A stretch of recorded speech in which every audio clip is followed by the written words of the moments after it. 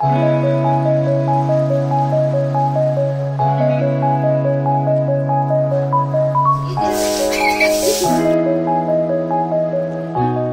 আলাইকুম এভরিওয়ান, সবাইকে ঈদের অনেক অনেক শুভেচ্ছা। ঈদ মোবারক। আমার ঈদের ব্লগে আপনাদের অনেক অনেক বেশি স্বাগতম। এই ব্লগটা অনেক বেশি স্পেশাল কাজ এইবার আমি ব্লগ করতে পেরেছি। লাস্ট ব্লগ করেছিলাম 2021 না 22 সালে যেন, বাট ফাইনালি আমার দাদু বাড়িতে কুরবানির একটা ব্লগ আমি এখানে করতে পেরেছি। সকালবেলা বাবারা সবাই নামাজ পড়ে এসে সুন্দর মতো ছবি টুবি তুললো, সবার সাথে ফটোশ্যুট করলো, ভাইয়ারা বাবারা। আমার ছোট ভাইয়া এসে আমার ভাইয়া এসে এখনো পৌঁছাতে পারে নাই, বিকজ ও সকালবেলা অফিস করে তারপরে রওনা দিয়েছিল। ও অন দ্য ওয়ে। বাবাদের পরে আম্মুদেরও ছবি তোলা হয়েছিল, ওই ছবিটা আমি পারলে অ্যাটাচ করে দিব না। তারপরে সবাই চেঞ্জ করে গরু ফালানোর জন্য প্রস্তুতি নিতে লাগলো। আর আমি এখানে টুনটুনকে বলছিলাম যে এখন ও কী করবে, গরু তো এখন কুরবানি দিয়ে ফেলবে। গরুর দড়ি খোলা দেখেই সে ভয়ে শেষ। ও আমাকে বলতেছিল, আপু আমি ছাদের উপর চলে যাব, আমি ছাদ থেকে কুরবানি দেখবো, আমি কাছ থেকে দেখবো না। আমি বললাম ঠিক আছে, তুমি যেখান থেকে ইচ্ছা দেখো, বাট ও আর ছাদে যাইতে পারে নাই। তার আগে গরু খুলে ফেলছে, বাধা গরু ফেলার প্রস্তুতি শুরু হয়ে গেছে। তো এখানে সবাই ছিল এক্সেপ্ট মাই ভাইয়া। তো ও আসতেছিল, গরু কুরবানি হয়ে গেছে তারপর ও পৌঁছাতে পেরেছে। তো এখানে আমার চাচু আইডোনো কি টেকনিকে প্রত্যেক বছর গরু ফেলায়, যেখানে 1 মিনিটে ফিউ সেকেন্ডসে গরু পড়ে যায়, কোনো প্যারা নেওয়া লাগে না, জাস্ট পা চারটা বাঁধে পড়ে। আগে কিভাবে যেন টেকনিক্যালি এইভাবে গরুর শিং সহ সারা গায়ে দড়ি পেঁচায়, হলে গিয়ে গরু শোয়াই দেয়, এক টানে গরু শুয়ে পড়ে, কোনো প্যারা হয় না, কিচ্ছু হয় না। তো গরু সুন্দরভাবে ফালানোর পরে হুজুর বা যে কুরবানি দিবেন উনি এখানেই ছিল, গরু ফালানোর ওয়েট করতেছিল।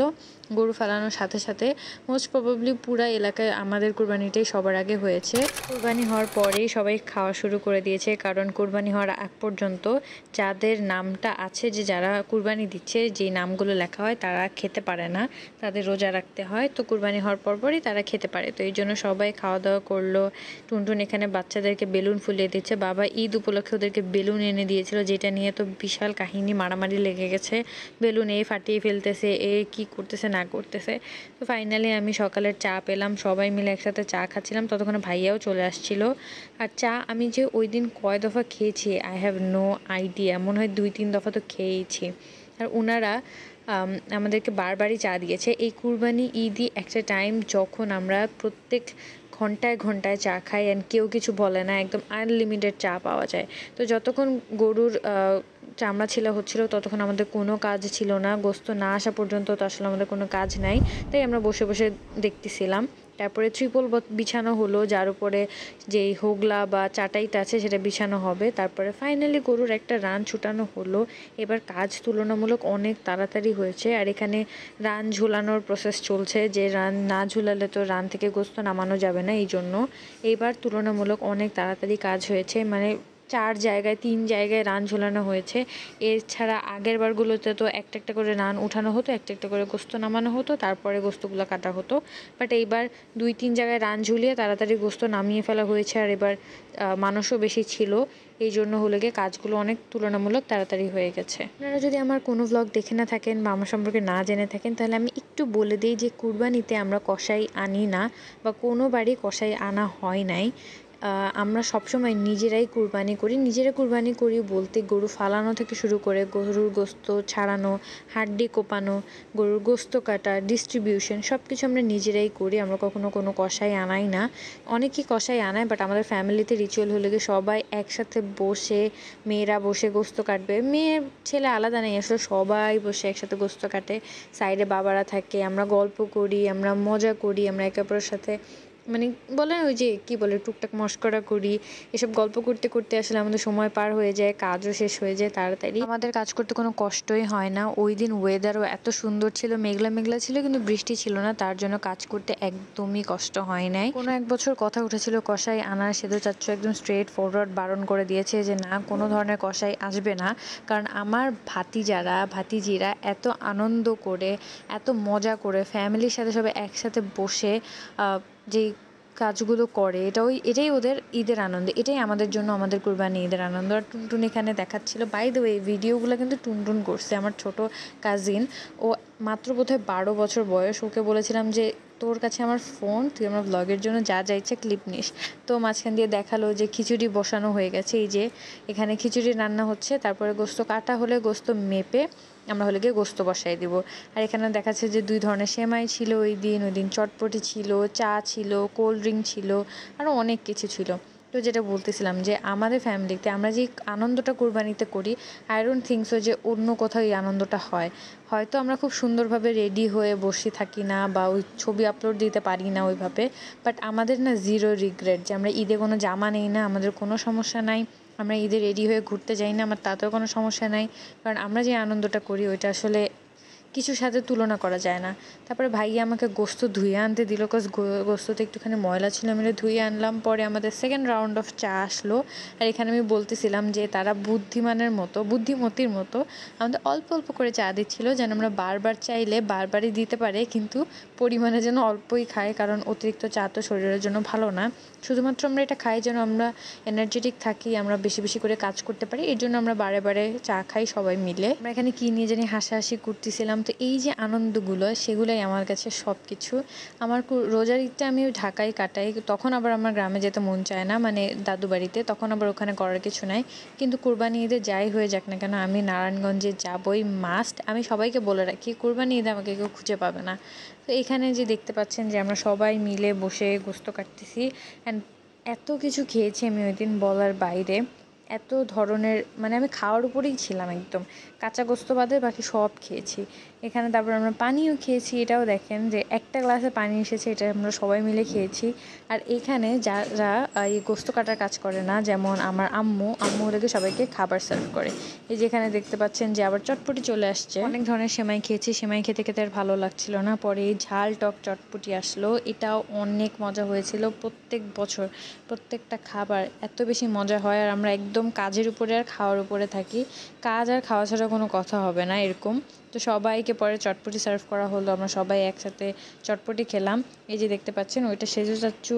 আমার সব ফ্যামিলি মেম্বারদেরকে আপনারা আমার প্রত্যেকটা ব্লগ চেক আউট করলে দেখতে পাবেন, অ্যান্ড তাদের সম্পর্কে জানতে পারবেন, and they are really really sweet. আমার এরকম একটা ফ্যামিলি আছে আলহামদুলিল্লাহ। ভাইয়া কার জন্য জানি চটপটি নিয়ে ঘুরতেছিল, পরে বাটি ফেরত দিয়ে নিজেও খেতে বসলো, কারণ তখনই মাত্র চটপটিটা গরম গরম বানানো হয়েছিল। And this is me enjoying every bit of it. And আমি বললাম যে টুনটুনকে ফোন দিয়ে রেখেছিলাম যে ভাই তুই যা মন চায় ব্লগ কর, আমার ব্লগের জন্য কয়েকটা ক্লিপ থাকলেই হবে। তো টুনটুন যেখানে যেখানে মনে করেছে যে এখানে ভিডিও করা যাবে বা ক্লিপ নেওয়া যাবে, ও সেখানে ভিডিও করেছে আমার জন্য। And I am really thankful to her যে এত সুন্দর সুন্দর মোমেন্টগুলো ক্যাপচার করেছে, কারণ আমি অনেক বিজি ছিলাম। যদি আমি একদম ব্লগের দায়িত্ব নিজের কাঁধে নিতাম তাহলে কোনো ক্লিপই থাকতো না, আপনাদের এগুলো দেখাতেও পারতাম না। তো তারপরে চটপটি খাওয়ার পর কোল্ড ড্রিঙ্ক খেলাম, কারণ আরেকবার চা চেয়েছি, তারা বলেছে আর চা দিব না, এখন তোমরা কোক খাও। সো এটা কোক না, এটা মোজো অফকোর্স। তারপরে আমরা কাটাকুটি শেষ করলাম, প্রায় শেষের দিকেই ছিল আমাদের। কাটাকুটি করতে করতে প্রায় 3টা বেজে গেছিলো। আসরের আজানের সময় আমরা মাপতে গেছিলাম। তো এখানে আমি ক্লোজ আপ একটা শর্ট দেখালাম গোস্ত কাটার। তারপর আমরা মাপামাপিতে চলে গেলাম, আমাকে ডায়েরি আর কলম নিয়ে বসিয়ে দেওয়া হলো যে গোস্ত কতটুকু হয়েছে সেইটা আমরা মাপবো, তারপরে ভাগ করে করে কিভাবে ডিস্ট্রিবিউট করব এটা আলোচনা করছিলাম। অ্যান্ড লাস্টের দিকে সবাই এত বেশি টায়ার্ড হয়ে গেছিলো, আমি তো মারাত্মক লেভেলে টায়ার্ড হয়ে গেছিলাম। তো এখানে সেজু চাচু চেয়ারে বসে বলে দিচ্ছিল কোনটা কিভাবে হবে, আর আমি বসে বসে জাস্ট ডায়েরিতে কলমে লিখতেছিলাম, অ্যান্ড অলসো ডাবল চেক করতেছিলাম পাল্লাতে যে হ্যাঁ সব কিছু ঠিক আছে কিনা, মাপ মতো আছে কিনা। পরে আমরা তাড়াতাড়ি মাপামাপির কাজ করলাম, প্যাকেটিং করলাম, অ্যান্ড তাড়াতাড়ি করে এই জায়গা ক্লিন করে ফেললাম, অ্যান্ড আস্তে আস্তে গোস্তগুলো ডিস্ট্রিবিউশনেও চলে গেছিলো। তারপরে বাসায় আসার পরে ছোটো চাচু এই ত্রিপলটা আগে ধুলো, আমি ওখানে বসেছিলাম। গোসল করার যে একটা শক্তি ওইটাই আমি পাচ্ছিলাম না, আমি চুপচাপ বসেছিলাম। অ্যান্ড এখানে সাইডে বট রাখা হয়েছিল, বট কেউ পরিষ্কার করে না, সেটা আম্মুরাই করে। আম্মুরা বলতে আমার বড় চাচি যে সে করে। আর এখানে আমি সাদা পায়জামা পরেছিলাম, একদম অবস্থা খারাপ এইটার। তারপরে চাচু ত্রিপল ধোয়ার পরে আমাদের উঠানটাও ভালো মতো ক্লিন করলো, কারণ জায়গায় জায়গায় ময়লা হয়েছিল। তারপরে আমরা সবাই গোসল করলাম, গোসল করেই আমি খেতে বসে গেছি। ওই দিন হয়েছিল নরম খিচুড়ি, আচার এবং অবশ্যই ঝাল ঝাল গরুর গোস্ত, একদম অমৃত আমার জন্য। যদি অনেকটা খেতে পারিনি ডিউ টু টায়ার্ডনেস, বাট যতটুকুই খেয়েছি আলহামদুলিল্লাহ। Almost 12:30 and all we did today is সন্ধ্যা থেকে রাত 10টা সাড়ে 10টা পর্যন্ত ঘুমাইছি, উঠে দেন খাওয়া দাওয়া করলাম। এখন চা নিয়ে বসছি, 12:30 বাজে। আমরা সন্ধ্যাবেলা চা খাই নাই, চা খাবো। আবার মেহেদি দিব। এই যে মেহেদি, মেহেদি এবার আমি 4-5টা কিনে আনছিলাম, সো দিতেই আসি। অলসো এই যে গরম গরম চা। এখানে আমরা লুডো খেলার চেষ্টা করতেছি অনেকক্ষণ ধরে, বাট হইতেছেই না ফর সাম রিজন। যাই হোক, আজকে আবার বড় মা শ্যামাই রাঁধছে, কাজ শ্যামাই শেষ হয়ে গেছিলো। আজকে আমরা এত খাওয়া খাইছি, আমি তো সব দেখাইতে পারিনি, কাজ হাতে ময়লা ছিল আমার। বাট আজকে সারাদিন খাওয়ার উপরেই ছিলাম। অলসো আমরা খিচুড়িও খাইছি, এখন আবার জর্দা শ্যামাই খাচ্ছি। পরের দিন সকালবেলা ঘুম থেকে উঠতেই দেখি উঠান একদম পানিতে থই থই করছে, কারণ আমি যখন ঘুমিয়েছিলাম তখনই আমাদের খাসি আবার জবাই হয়ে গেছে। তো আমি ওটা দেখতে পারিনি, ভিডিও নিতে পারিনি, যেহেতু আমরা সবাই ঘুমাচ্ছিলাম। তারপর আমি উঠে নাস্তা খেলাম। নাস্তা খাওয়ার পরে এক গ্লাস মজু নিয়ে আমি ওই পানির মধ্যে হাঁটাহাঁটি করছিলাম। আমার আর টুনটুনের ইচ্ছা ছিল যেন একটু বৃষ্টি নামে, আমরা যেন একসাথে ভিজতে পারি, একটু মজা করতে পারি, যেহেতু আমরা পরের দিন চলে যেতাম এই জন্য। কিন্তু ওই দিন আর বৃষ্টি পড়েনি। পরে উঠানে যেই জমা পানি ছিল সেটা দিয়ে আমরা একটু মজা করছিলাম। হ্যাঁ, মোবাইলে গেলে যে মাইটটা দিমু। পরে বসলাম, বসার পরে আমাদেরকে আম কেটে এনে দিল। তারপরে আমরা ওই আমটা খাইলাম। টুনটুন আর উর্মিলাপু এখানে কি করতেছিলাম আমি আসলে মনে নাই। যাই হোক, ওরাও আসলো আম দেখে, আম কেটে আমার হাতে দিল। পরে আমরা একসাথে বসে উঠানে বসে আম খেলাম। আমাদের উঠান রিসেন্টলি পাকা করা হয়েছে, আগে তেমন একটা পাকা ছিল না, মানে বালু বালু ছিল, তো তেমন একটা ভালো লাগতো না। এখন পাকা করাতে অনেক বেশি কনভিনিয়েন্ট হয়ে গেছে। তারপরে আমের সাথে সাথে আমাদের লিচুও দিল। A few moments later. আমাদের বাসায় কাচ্চি রান্না হয়েছে, খাসির কাচ্চি। এখানে কাচ্চি, এখানে সালাদ, নিচে কোক অ্যান্ড না সরি কোক না মোজো অ্যান্ড ক্লেমন। এখানে সবাই বসছে খাইতে।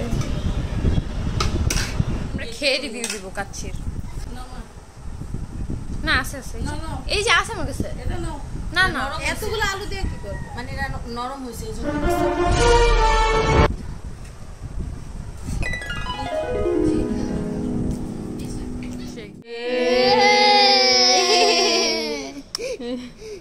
নায়ান কই? Hello, hi. ওদের জন্য অনেক কিছু নিয়ে আসছে। আই ডোন্ট নো এগুলো কি, আমাদের খুলে খুলে খেয়ে দেখতে হবে। I don't know, সবগুলো সেমই কিছু একটা। Dry cake I guess. ও প্যাকেট করে চিপ। নাই দেখি, খেয়ে দেখি কিরকম মজা। তাই না, মজা। এটা অনেক মজা। কি মিং মিং মচমচে চিপস, এরা এরকম প্যাকেটের মধ্যে থাকে। টেস্ট রিয়েলি রিয়েলি গুড, মানে চিকেন চিকেন একটা ফ্লেভার আছে। দাম মাত্র 10 টাকা। তোমাদের রিভিউ দাও কেমন এটা? অনেক মজা টুনটুন, অনেক মজা।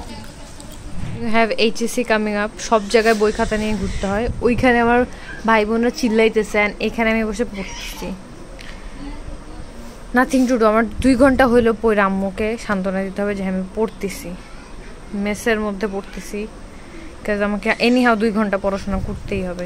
নিজের গিল্টি ফিল যেন না হয় ওই জন্য, আর আম্মুকে খুশি করার জন্য। দেখা দেখি টুনটুনও পড়তে বসছে এখানে, আমাকে পড়ে পড়ে আমাকে পড়া দিতেছে, না আমি এখানে বসে বসে পড়তেছি।